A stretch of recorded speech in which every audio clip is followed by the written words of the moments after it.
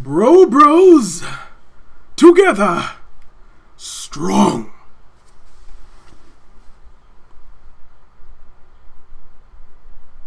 All right, let's do this.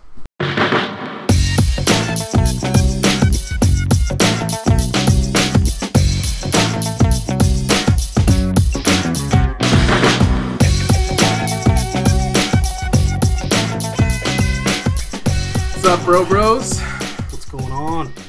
I'm D. I'm O. And this is Bro Studio, bringing you the Dawn of the Planet of the Apes review. All right, this video might be a little longer because I have a lot I want to gush about, so I'm just gonna get started.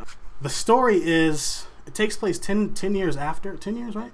Yeah, 10 years after the rise of the Planet of the Apes, and now the virus has spread across the world, and the humans. The virus has killed off a lot of the humans, and the humans themselves has wiped a lot of themselves out. So now there's a small surviving band of humans and a small surviving band of apes. Well, yeah, probably more apes than humans, but yeah, and basically the humans have been fighting. So and the apes don't know if there's any more humans left because they've been experiencing life on their own, and then worlds collide. Yeah, and so it's interesting. It's a really cool story. This is an amazing sequel. It does everything you want a sequel to do. It ups the stakes, takes a story to a new level, and you get more connected to the characters. The characters you fell in love with in the first one, you grow more attached to them in this one. And I love the story. The story is so compelling. Like there's you go into the movie thinking you know who the bad guy is going to be, but really there's really no bad guy. There's the humans and the apes. They both just want to survive. They don't want to fight. They don't want war. They just want to survive in this and savage what's left of the world. Yeah. Or salvage. Yeah, and that was my favorite part of the movie was the way they did the story, in that the humans and the apes were both in this really precarious position. They're both and they both had understandable, relatable issues, and so at this juncture they intersect, and so there's this potential for war and there's potential for peace, and that's really kind of the driving force of this movie, and why I was, as an audience member, it's very rare that a movie can do this, where as an audience member you're rooting for both sides.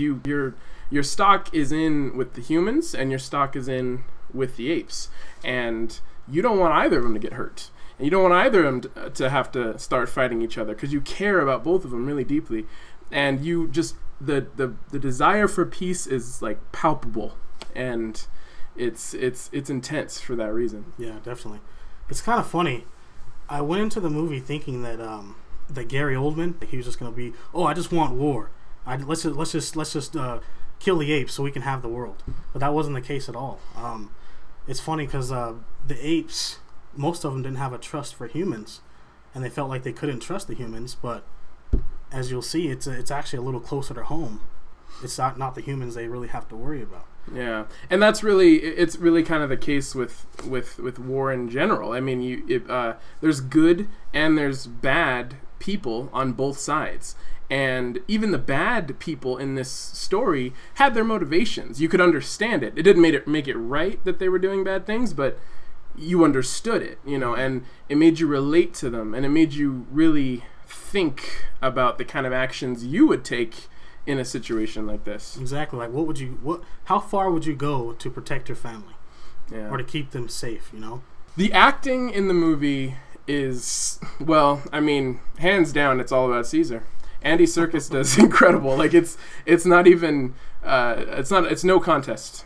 They have the human characters and the supporting cast and everybody else, but Caesar is the one. He's the one that you're watching the movie for. Him and Koba. Yeah. Were the two, and Koba was a very intense character. He was very and you could feel the emotion off of both of them. It was just It was mind-blowing. They were great acting. Exactly. Going back to Andy Serkis, there's been a lot of talk about should motion capture people, should they be nominated for Oscars.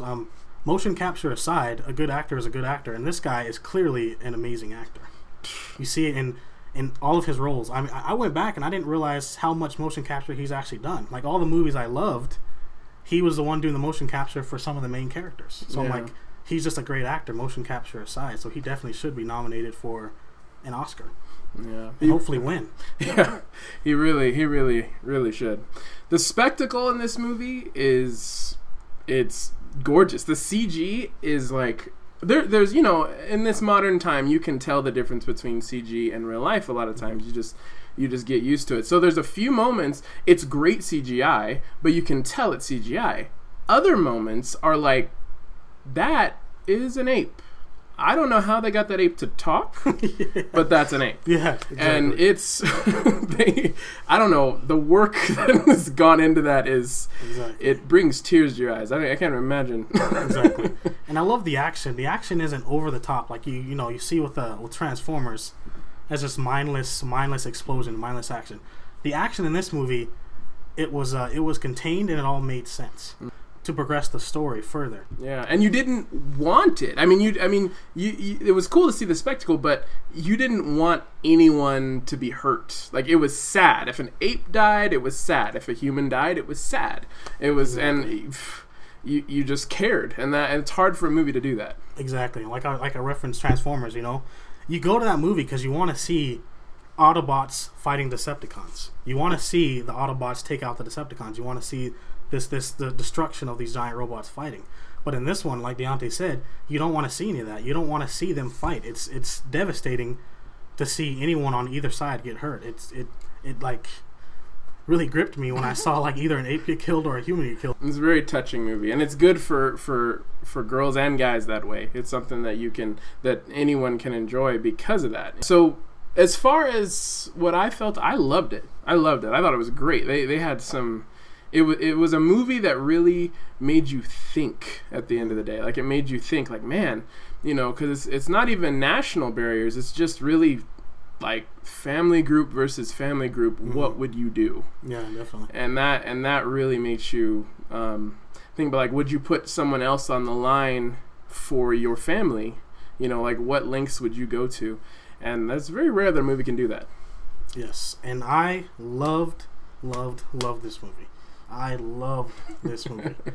It was an amazing, epic, emotional roller coaster with so much heart and emotion. I just love this movie. Yeah, there's a lot of twists and turns too. It doesn't go where you think it's gonna go. Yeah, it's even if you have an idea of where it's gonna go, you don't know how it's gonna get there, and it's really impressive. Let us know if you've seen it or if you like the movie. Let us know in the comments below. Like and subscribe. I'm O. And I'm D. Bros out.